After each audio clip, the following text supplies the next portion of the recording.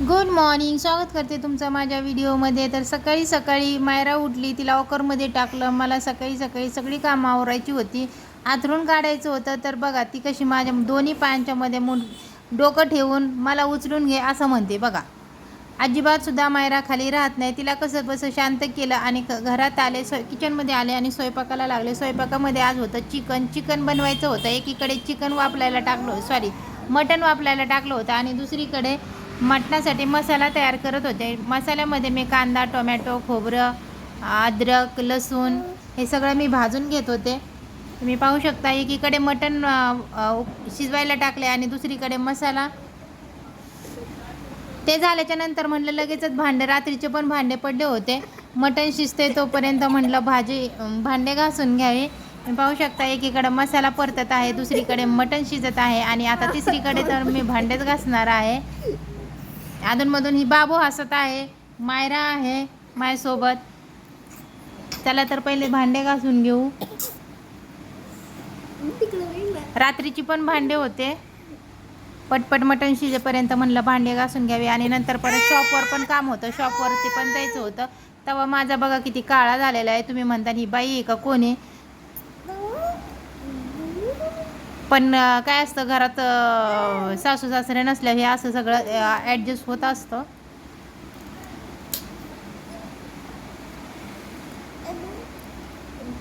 भांडे वगैरे घासून झाले आणि तोपर्यंत म्हणलं आता पीठ पण मळून घ्यावं. चपात्या करायच्या होत्या. आज माझे दाजी आले होते, त्यांच्यासाठी मला स्वयंपाक करत होते. त्यांना पण चपाती जमत नाही, सलीमला आणि मला चपाती लागते आणि त्यांच्यासाठी मी भाकरी करणार होती. मसाला वगैरे वाटून घ्यायचा होता. पीठ वगैरे झालं मळून माझं. तोपर्यंत म्हटलं 10 मिनटं पीठ भिजत ठेवा, तोपर्यंत म्हटलं मसाला वाटून घ्यावा. माझ्या मिक्सरच्या भांड्यावर कोणी आता कमेंट करू नका की हिचं मिक्सरचं भांडं तुटलं आहे म्हणून. जे बघायचे तेच बघा, जे नाही बघायचं ते नका बघू. मध्येच माझे मिस्टर आले कटर मशीन घ्यायला. कटर मशीन ही मी किचन खाली ठेवली होती, मध्येच ते वाकले. माझ्या व्हिडिओमध्ये मध्येच आले ते. मसाला वाटून घेतला, म्हणलं लाईट जाईन तोपर्यंत म्हणून मसाला वाटून घेतला आणि आता एकीकडे तवा ठेवून चपात्या करून घेते. पटपट अशा सगळ्या चपात्या करून घेते, भाकरी करून घेते. सगळं करून मला परत शॉपवरती पण जायचं होतं. मध्येच मन्नूचा आवाज येतोय, सगळ्यांनी इग्नोर करा, कारण ती माझ्या शेजारीच असते. आता तिला कुठं ठेवणार घरात, काय मी आणि माझे मिस्टर सोडून कोणीच नसतं. माझा मुलगा असतो, तो माझ्या बहिणीकडे असतो. तो आता आलेला आहे दिवाळीच्या सुट्टीत आणि त्याच्याकडे पण ती राहत नाही. पटपट चपात्या करून घेते. माझी चपाती ही एकदम मोठी असते, एक खा आणि गप राहा. बघा किती छान एकीकडे भाजी केली आणि माझे दाजी आहे ते तिखट खात नाही, त्यासाठी त्यांच्यासाठी मी मिठातली भाजी बनवली आणि ही आमच्यासाठी तिखटातली भाजी. बघा त्यांच्यासाठी ही मिठातली भाजी. त्यांच्या भाजीत फक्त मी मटण मसाला टाकलेला आहे. स्वयंपाक झाला आणि आता मला जायचं होतं शॉपवर जाण्यासाठी मी फ्रेश होत होते. म्हणलं थोडंसं क्लिनिंग करावं. मी चेहऱ्यासाठी काहीच वापरत नाही, कारण माझा चेहरा ऑइली असल्यामुळं लगेच पिंपल येतात साबण वगैरे वापरल्यावर, म्हणून मी वापरत नाही आहे. म्हणून क्लिन्झिंगच केलं. क्लिन्झिंग करते आणि